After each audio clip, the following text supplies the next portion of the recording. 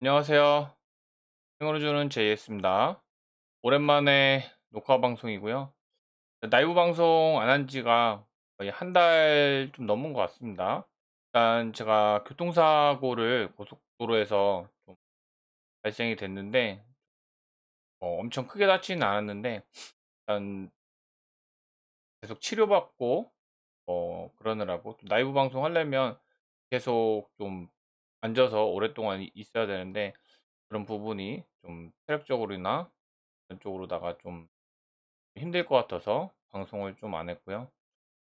시장이 지금 뭐 그렇게 좋진 않죠. 시장이 좋진 않고 지금 뭐 인플레이션이라든지 뭐 그런 거는 다 알고 있는 사실이고, 또 이젠 연준에서 물가를 이제 어느 정도 잡았는지 알았는데 예상외로다가 소비자 물가 지수가 이제 높게 나오면서 이젠 더 때려잡는다고 그런 상황이어서 지금 더 시장이 더 위축되고 있는 상황입니다. 그리고 거기다가 또 러시아하고 우크라이나, 어떻게 보면 코로나 끝날 때쯤에 이젠 러시아하고 우크라이나가 그렇게 안 됐으면은 시장이 이렇게까지는 무너지진 않았을 건데, 뭐 그건 변수죠. 그래서 주식 시장에는 항상 변수가 생기기 때문에 절대 몰빵 투자하시면 안 되고, 또 신용 찍고, 아무리 본인이 주식 경험이 많으시고 잘하셔도 몰라도 어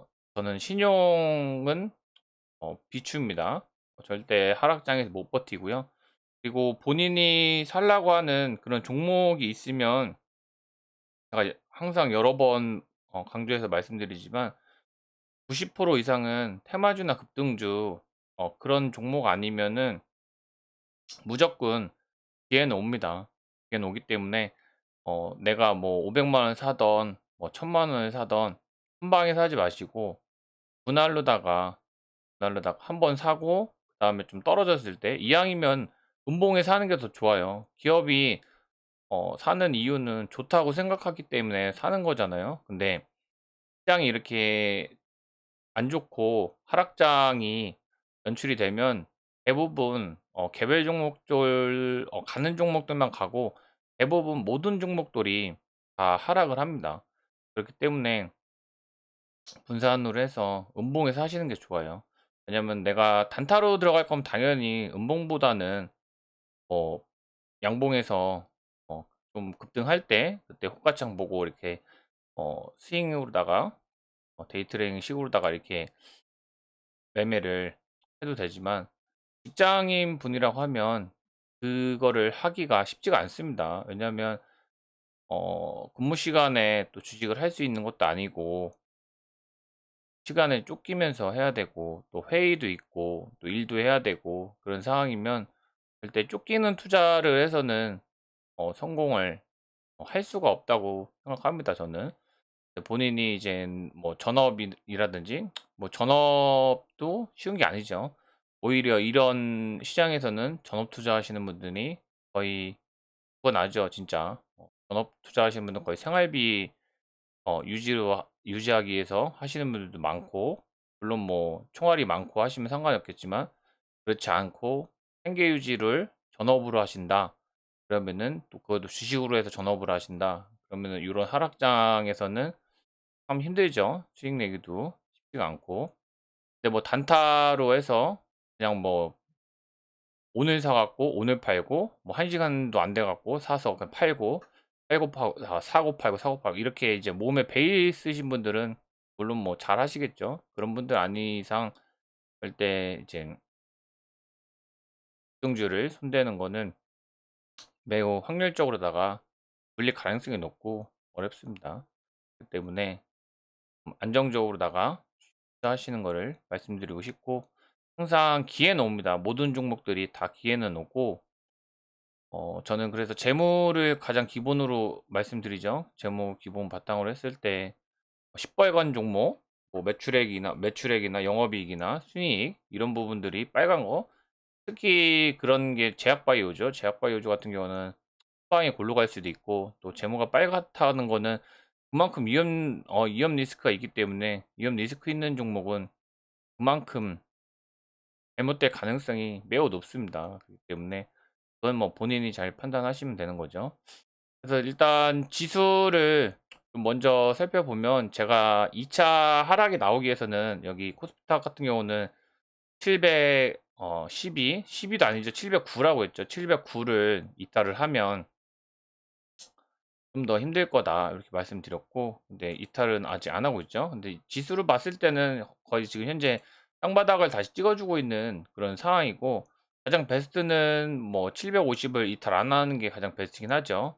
내일 좀 반등이 좀 나오면 좋긴 한데, 지금 보시다시피 신용잔고는 좀 떨어지긴 했는데 환율이 너무 높아요. 환율이 1,390원, 1,400원 대면은 외국인들이 우리나라 주식을 투자할 이유가 크게 없어요, 솔직히.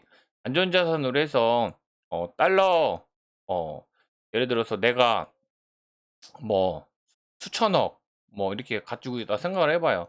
그러면 주식을 할지 아니면 달러 쪽으로 해서 안전자산으로 할지. 왜냐면 환율만 해도 달러 가치가 올라가기 때문에 그만큼 안전자산 쪽으로다가 외국인들이 갈 수밖에 없죠. 요 신용장고가 좀 떨어져야지 좀 되는 그런 구간입니다. 그리고 700 포인트대 주식을 했고, 또 기다리면 또 좋은 기회도 올 거니까.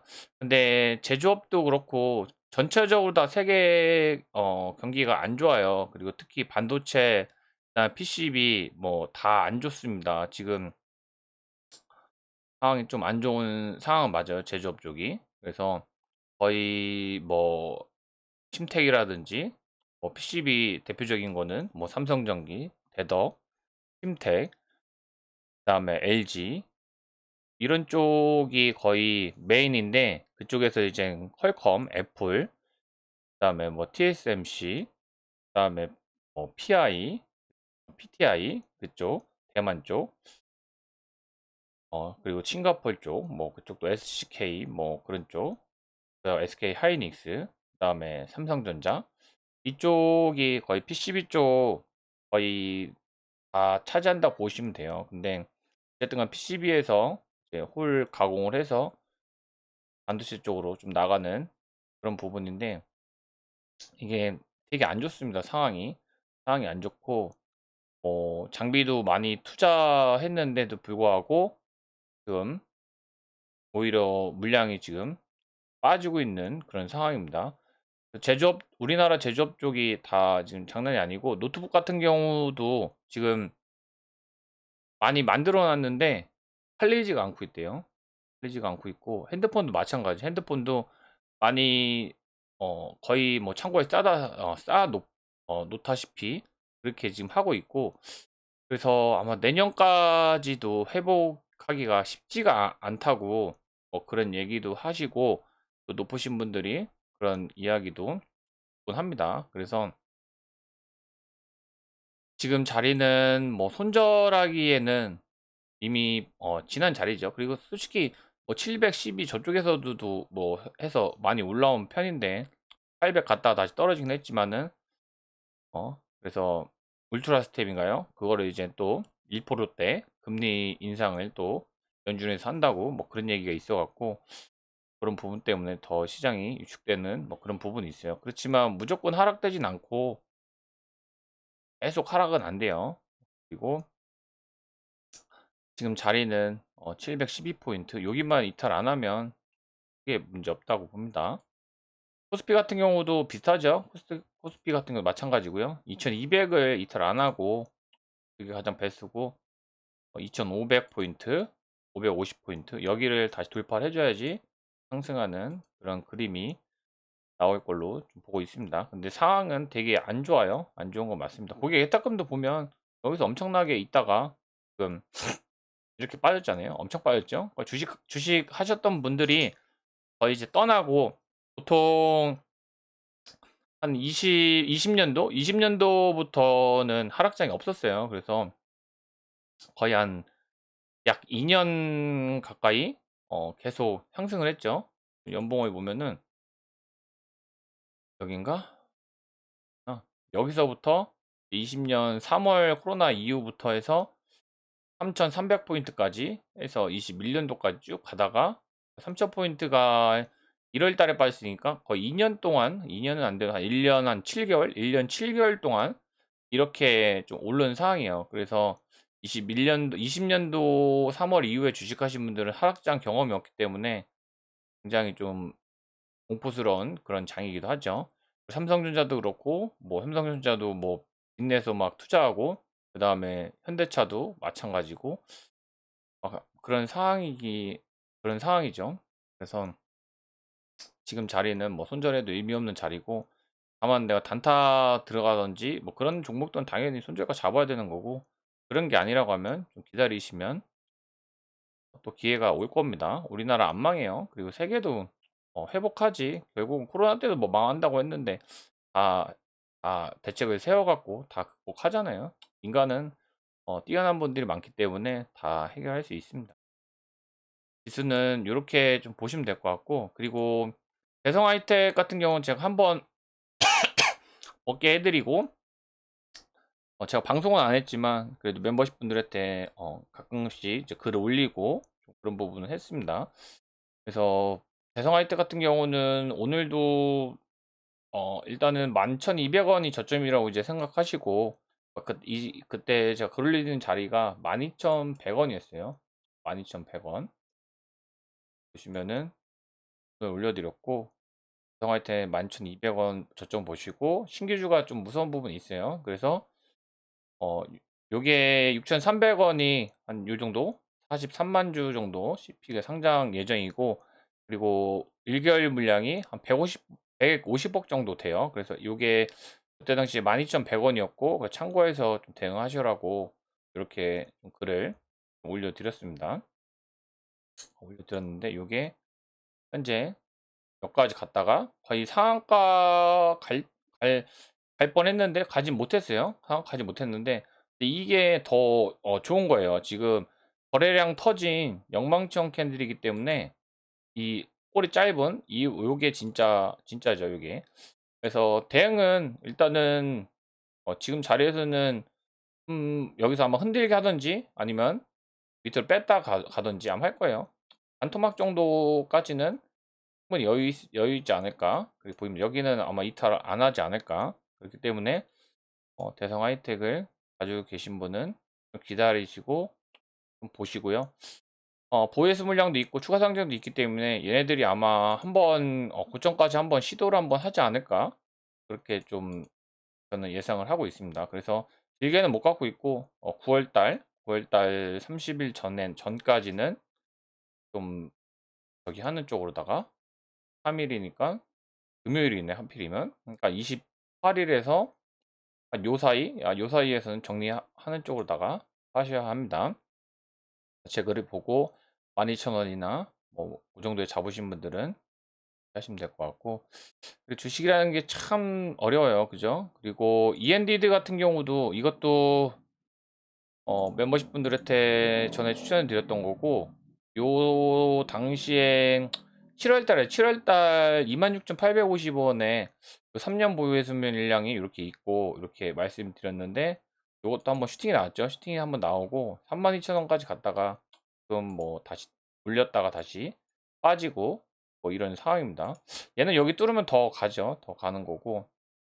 그래서 이것도 여기까지 이렇게 뺐다가 다시 이렇게도 가는 그런 경우도 있습니다. 그리고 또 한국정보통신 같은 경우도 이것도 뭐 이것도 조금 거의 매집성의 4월 달에 이거를 보고 그 다음에 10월 24일인가요? 10월 24일에 여기 거야 아마 여기쯤 여기서 매집으로 생각하고서 요거를 행운 종목으로 이렇게 드렸는데 이게 또 고생을 했죠. 여기 보시면 요런 자리가 굉장히 좀 선호하는 편인데 여기였나? 또 엄청나게 하락을 했죠. 여기였을 거예요. 10월 24일이면은 여기쯤 되겠다.